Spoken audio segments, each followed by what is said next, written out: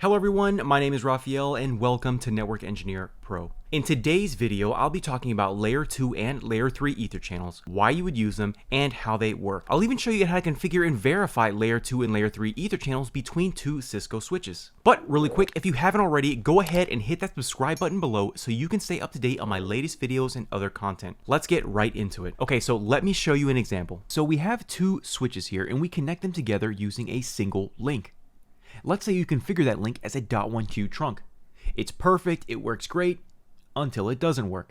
If there's an issue with this cable, it gets damaged or the RJ45 or SFP connector fails, you're down. Or this is a 1 gig link and you have two PCs up here sending data at 1 gig each over to two PCs here. This 1 gig link is now trying to send 2 gigs worth of throughput over it.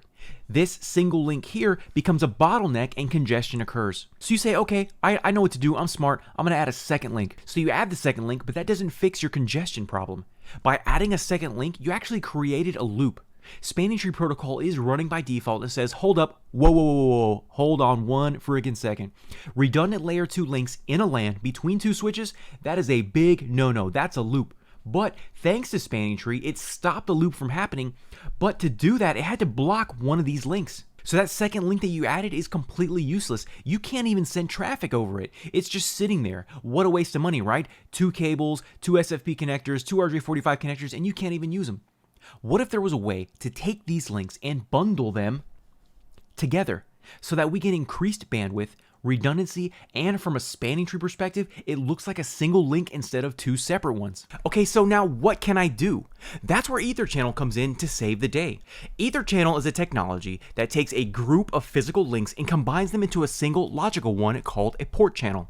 This allows us to have high-speed, fault-tolerant connections. Now, EtherChannel is a Cisco copyrighted term, but the industry-adopted term is link aggregation or lag. Also, Spanning Tree sees these two links as a single logical one. Now there's no loops, no blocked ports in this scenario, and you get to use all of your links. We basically fooled Spanning Tree into thinking that there's one link. Traffic will also be load balanced across the physical links based on values such as the source and or destination MAC address, IP address, or TCP UDP ports depending on the platform. We'll go into load balancing a little bit later in this video, so don't worry. Another great thing is that if one of the links in the EtherChannel fails, not a problem.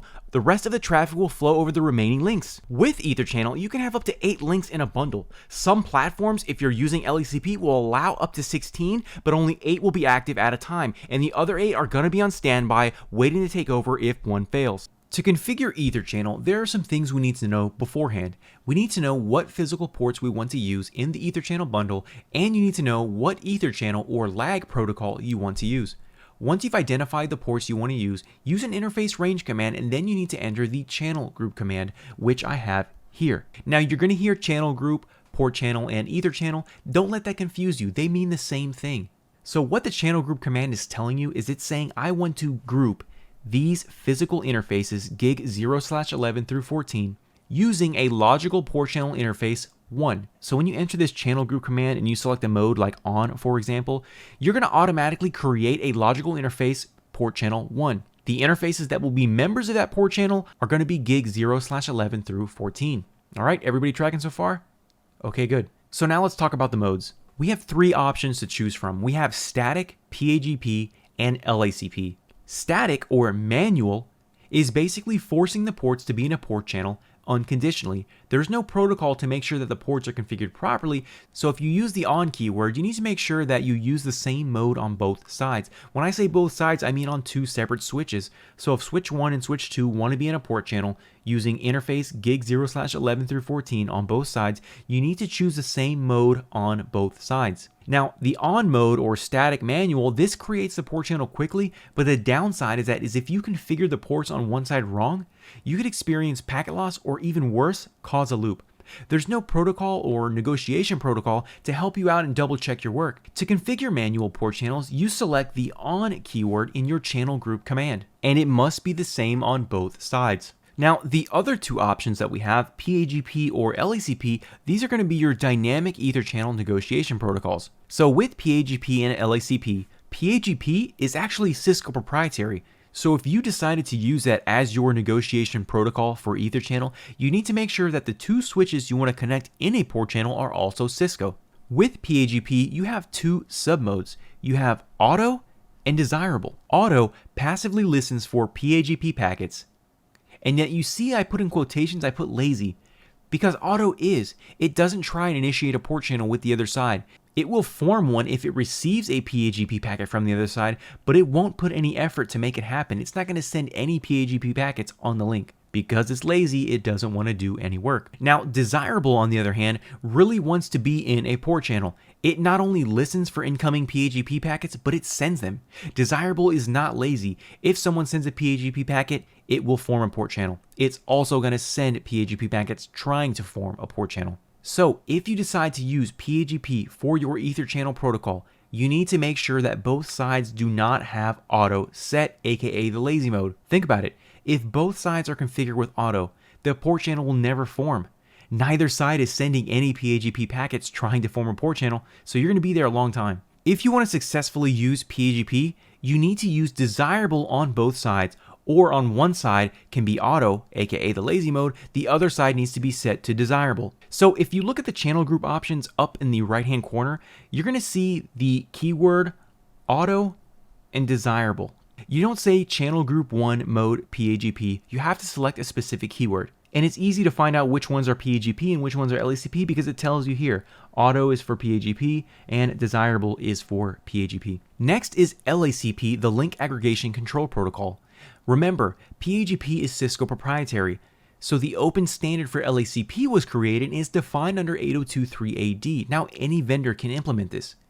The two submodes of LACP are going to be active and passive. These modes are very similar to how PAgP works, they're just named a little bit differently. In my opinion, the names make more sense for LACP. The active mode will place support in an active negotiating state, so it's going to listen for LACP packets, and it's also going to send and try to initiate an LACP port channel. Passive means exactly that. It's just going to sit there, be lazy, and not initiate anything. It's only going to wait for LACP messages to arrive.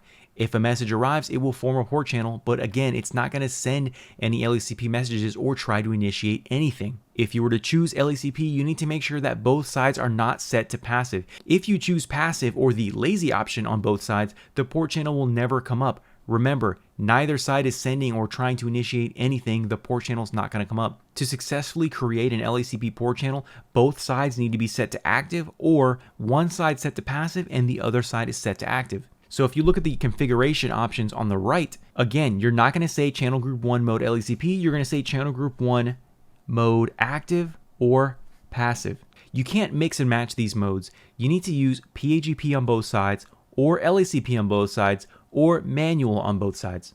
Using one side PAgP and the other side LACP is not going to work. Something else I want to mention is that in addition to the modes needing to match on both sides, there's a few other things that need to match that we need to know about. So the physical interfaces that we chose, gig 0/11 through 14, some of the additional things that need to match are going to be the type, the speed, the duplex. Also, your spanning tree settings on the interface need to be the same. If you're using access ports, they all need to be access ports. They all need to have the same access VLAN configured. If you're using trunk ports, they all need to be trunk ports. They all need to have the same VLAN allowed list on those trunk ports, and they all need to have the same native VLAN configured.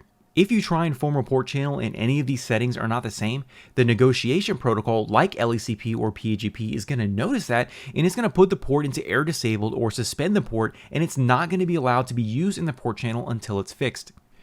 Alright, let's talk about EtherChannel load balancing. When we have two switches here just like this and there's an EtherChannel between them, meaning under a group of physical interfaces we enter the channel group 1 mode active, for example, a logical interface was created using port channel 1. Once the switch has traffic it needs to forward over the port channel, it needs to decide what physical interface in the port channel it's going to send the frame out of. It uses load balancing to do that. Now, the load balancing is done per flow, not per packet. A flow is a sequence of packets between a source and destination. All packets in that entire flow will be sent across one link. Not one packet in this link and one packet in another one. That's not how it works. It's per flow, not per packet. So down here on the left with PC1, IP 1.1.1.1 wants to communicate with a PC on the right of 1.1.1.2 over port 80 for HTTP. That's a flow. From the switch's perspective, it's going to look at the layer 2 MAC address or the layer 3 IPs or the layer 4 TCP UDP port info of incoming frames. It's going to use those values and input them inside of a hashing algorithm depending on what load balancing mode is selected. And then by default on my platform, the load balancing mode selected is source and destination IP address. So the hashing algorithm is going to calculate a value based on the source and destination IP address and assign that value to a specific link in the port channel. As long as the same source IP is talking to the same destination IP, it will use that same link. If that link fails, it will be hashed again and placed on another available link in the port channel. Now, you have a few load balancing options to choose from. So if you notice that there's a lot of traffic using a single link only, you might want to think about changing the load balancing method. Let's say that you have 4 PCs here, right? So we have 4 total PCs, and they're talking to a single server over here. So it's 4 different source IPs or 4 different MAC addresses talking to the same destination IP or the same destination MAC address.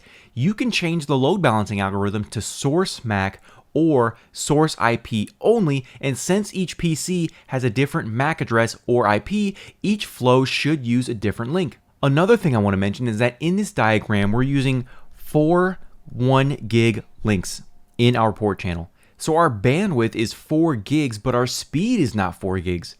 Our speed's not going to exceed 1 gig. It can't. So in a port channel, the speed won't exceed the speed of an individual interface in the bundle. With EtherChannel, the way you got to think about it is that we're driving on a single street and the speed limit is 45 miles an hour. You increase the lanes to 4, so it's not 1 lane anymore, it's 4 lanes, but the speed is still 45 miles an hour. That's important to remember, especially when looking at load balancing algorithms. You want to make sure that the one you choose is going to take advantage of the extra links that you have in your port channel and not just pin everything to 1. The port channel number is only locally significant, meaning that they do not need to match between 2 switches. You can have port channel 1 on switch 1 and port channel 2 on switch 2, and it would be fine. But if you're able to use the same number on both sides, it's really recommended to do so just for easier troubleshooting and easier documentation. Another thing I want to mention is that EtherChannel is not limited to just switch-to-switch connections. If you have a server that needs a high-speed connection to the network and it has dual NICs and it supports LACP, what you could do is you could create a port channel on the switch down towards the server and provide that server the benefits like increased bandwidth and fault tolerance. Now we need to talk about layer 3 EtherChannels. Okay, so before we go on to the configuration of EtherChannels, let's talk about layer 3 EtherChannels really quick. So far up to this point, we've only covered layer 2 EtherChannels, so like trunks between switches, for example. Now, if you want to have a layer 3 routed connection between 2 devices, using a layer 3 port channel will do the trick. Now we can route IP traffic over to another device without having to worry about spanning tree. Essentially what we're doing is we're taking layer 2 ports like gig 0/11 through 14, and we're converting them to layer 3 interfaces by issuing the no switchport command. We're then taking those ports and putting them inside of port channel 1. Now, when the port channel interface gets created, this is where we do the layer 3 ether channel. We assign an IP address to the port channel interface, the logical port channel interface. Now, after you create your layer 3 ether channel between both switches, you're able to advertise those networks inside of a dynamic routing protocol like OSPF or EIGRP. Alright, so we are finally ready for the configuration portion of this video. I'm going to show you how to configure layer 2 and layer 3 ether channels. In the upper right corner, you're going to see a diagram with 2 switches and how they connect. That's going to help give you an idea of what's going on as I'm configuring, because that's how my lab is set up. So step 1 is going to be identifying what interfaces you want to be in the port channel. In our case, on switch 1, we're going to use gigabit 0/11 through 14. And on switch 2, we're going to use gigabit 1/0/11 through 14. Step 2, after you decide what interfaces you want to use, you need to figure out what EtherChannel protocol do you want to use. Do you want to configure them statically or on, or do you want to use a dynamic EtherChannel negotiating protocol like PAgP or LACP? In this example, I'm going to use LACP. So before we begin, I want to do a show interface status to show you that there is no port channel currently configured on switch 1. Let's verify that on switch 2. Show interface status. Again, there's no port channel, just my physical interfaces. If we do a show EtherChannel summary, there is nothing here. Let's check switch 2, show EtherChannel summary, nothing. The last thing I want to show you before we get started is show spanning tree. I have 4 interfaces, right? Just like the diagram. And since this is the root bridge, all of my ports are designated in forwarding. Let's check switch 2. Show spanning tree. So for VLAN 1, I have my 4 interfaces, and I only have one interface that's forwarding, and that's the root port. The other 3 ports are in blocking mode. So of these 4 interfaces, only one is being used to forward traffic. That's wasteful. We want to create our ether channel so that we trick spanning tree into thinking that these 4 interfaces are actually one logical interface. So we get all ports forwarding. Let's get started. So let me go back to switch 1. So I'm going to go to config T, and I'm going to say interface range gig 0/11 through 14. Now from my interface range command, I'm going to issue channel group, and then you have a number. So this number is going to be my port channel number, and you can see I have 1 through 48. So I'm just going to pick 1, mode, and then question mark. Here are the modes we talked about earlier. We have active, auto, desirable, on, and passive. And if you forget which one of these are related to PAgP or LACP, just look at your context-sensitive help. It's going to tell you which ones are for LACP and which ones are for PAgP. So since we're going to be doing LACP, let's go ahead and select active. Port channel 1 did not exist on this switch, so it created it for us automatically. Let's go ahead and configure the other side. So config T, I'm going to say interface range gig 1/0/11 through 14, and I'm going to say channel group. And just to show you that you don't have to have the same port channel number on both sides, because that interface number is locally significant, let's do something totally different. Let's just say 40. Channel group 40, mode, and we used active on one side. Let's use passive on this side. So we're going to say channel group 40, mode passive. It's creating port channel interface 40.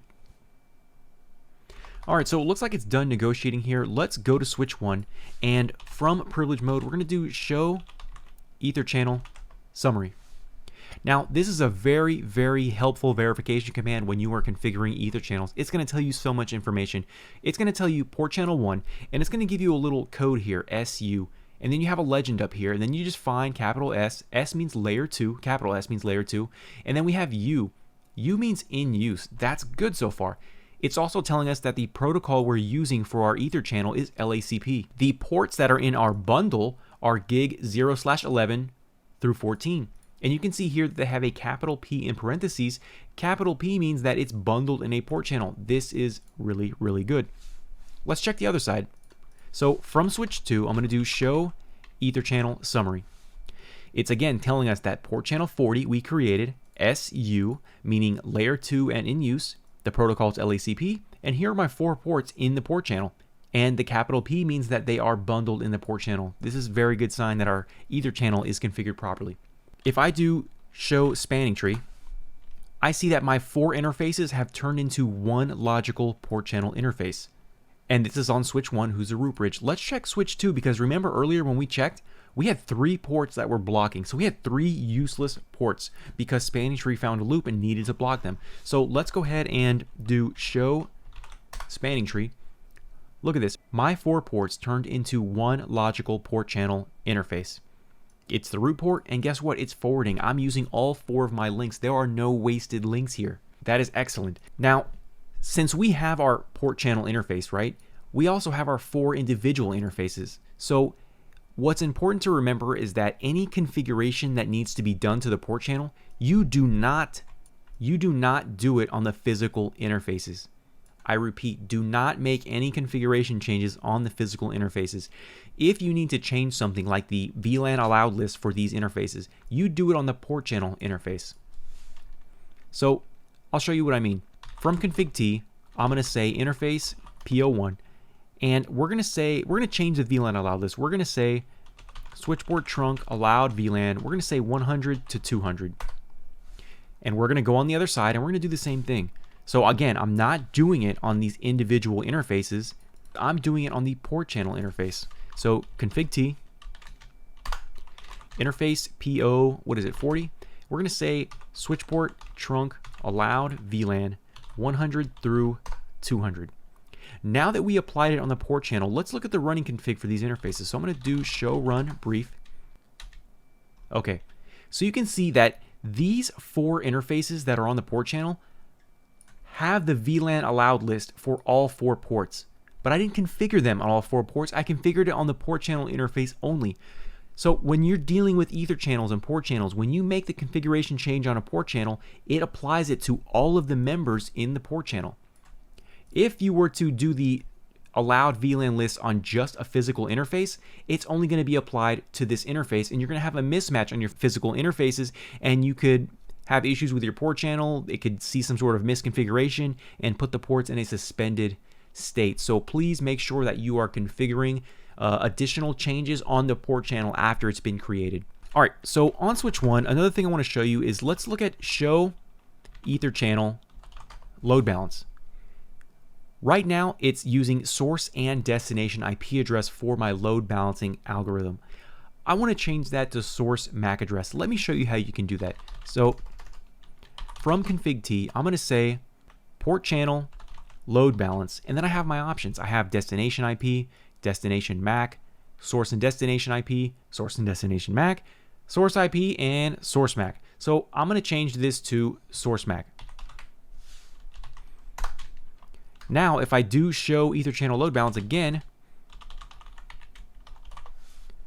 it has now been changed to source MAC. And this is only applied to switch 1, not switch 2. If I want to change the load balancing algorithm on switch 2, I need to go on switch 2 and change it. Now, you can see in the diagram that we have 4 interfaces. We have gig 0, 11, 12, 13, and 14 on both sides. When it comes to load balancing, how do you know what particular flow is going to be traversing what physical interface, right? That's really helpful information. So I want to show you something really cool. So from privilege mode, if you go to test EtherChannel load balance interface port channel, and on switch 1 we're using port channel 1, and we're using source MAC address. So let's say MAC address. Let's just make up a MAC address. Oops. Our destination MAC address, we're going to make that one up too. Hit question mark and hit enter. It's telling us that if this switch were to receive a frame that needed to traverse port channel 1 with a source MAC address of this and a destination MAC address of this, the hashing algorithm is going to select gigabit 0/12 on port channel 1. So by using this test EtherChannel load balance command, depending on what your load balancing algorithm is, you can enter a source and destination MAC address or a source and destination IP address, and it's going to automatically do the calculation for you and tell you what interface you're choosing. That is really helpful, especially when you notice that a lot of traffic is being pinned to one interface. You can test this and say, okay, well, if I change my algorithm to source IP and then I enter these IP and I enter a source IP and a destination IP, it'll tell me what interface it's going to select. All right, so I went ahead and reverted the configuration that we did earlier for our layer 2 port channel, and we're basically back to where we were in the beginning. Now let's go ahead and configure our layer 3 port channels according to the diagram on the right, and we're going to be using the bottom half of the diagram where it says layer 3. So let's go ahead and identify our interfaces. We know we're going to be using gig 0/11 through 14 and 11 through 14 on switch 2 as well. So let's go to config T, and we're going to say interface range gig 0/11 through 14. Now, by default, these ports on the switch are going to be access ports, right? They're layer 2 ports. We want to convert them to layer 3 ports, and we do that by issuing the no switch port command. Let's go ahead and do that on the other side. So config T, interface range gig 1/0/11 through 14. Now that I'm inside my interface range mode, I'm going to go ahead and issue the no switch port. So right now on both switches, switch 1 and switch 2, ports 11 through 14 on both sides are routed ports. But we're not done yet. So let's go ahead and do the channel group 1 mode, and I'm going to hit question mark. So we did LACP earlier with our layer 2 example. In this example, I'm just going to use the hard-coded on mode, so static or manual EtherChannel. So we're going to do channel group 1 mode on. Now, I deleted the port channel interface earlier, so it's creating it again, and it's letting us know. Let's go ahead and do the same thing on the other side. So channel group, and this time I'm going to use 22. So channel group 22 mode on. And it's telling us that we are creating port channel interface 22. Let's go ahead and do a show EtherChannel summary. And it's letting us know that the port channel 1 that we created has a code of RU now. Before it was capital S, capital U, now it's capital R, capital U. According to our legend, what does R mean? R means layer 3. This is a layer 3 port channel. The protocol is blank, right? We're not using LACP or PAgP. We're using the manual or the static mode, and that's what it's going to tell you. There's no protocol. Let's verify the same thing on the right side. Do show EtherChannel summary. Port channel 22 is a routed in-use port channel, not using any sort of negotiation protocol, and our 4 ports are bundled in the port channel. So this is looking really good so far. We have our ports in the port channel, and remember what I said earlier, from this point on we start configuring things on the port channel interface. So we're going to go into port channel 1 and we're going to assign it an IP address from our diagram. So IP address 10.10.10.1 and a /30 mask is going to be 252 at the end. Let's go ahead and configure the other side. So I'm going to go into port channel 22, and from there I issue the IP address 10.10.10.2 with a /30 mask. Now at this point our port channel has an IP address, so let's do show run interface port channel 1. We see that it's a layer 3 port channel and it has an IP address.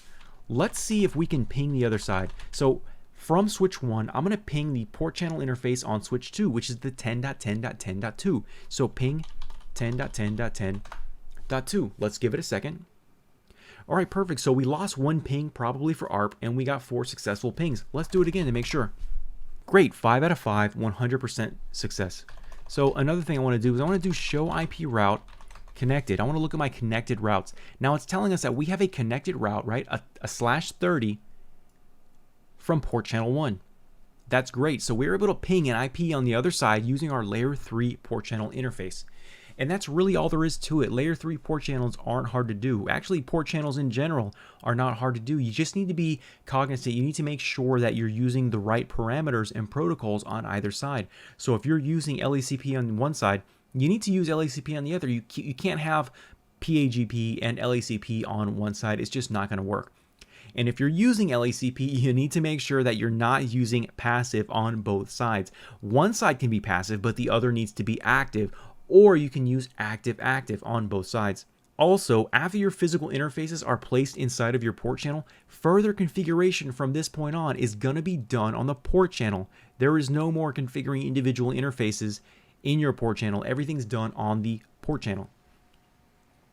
And don't forget, when you're doing layer 3 port channels, use the no switch port command to convert the port from a layer 2 port to a layer 3 routed port. And that's really all there is to it. Okay, so we covered layer 2 and layer 3 EtherChannels, the benefits and how they work. We even got to see on the CLI how to configure and verify EtherChannels between 2 switches. I hope that everyone enjoyed this video and learned something. If you did, don't forget to like and subscribe because the next one is coming out soon. Thanks everyone and have a great day.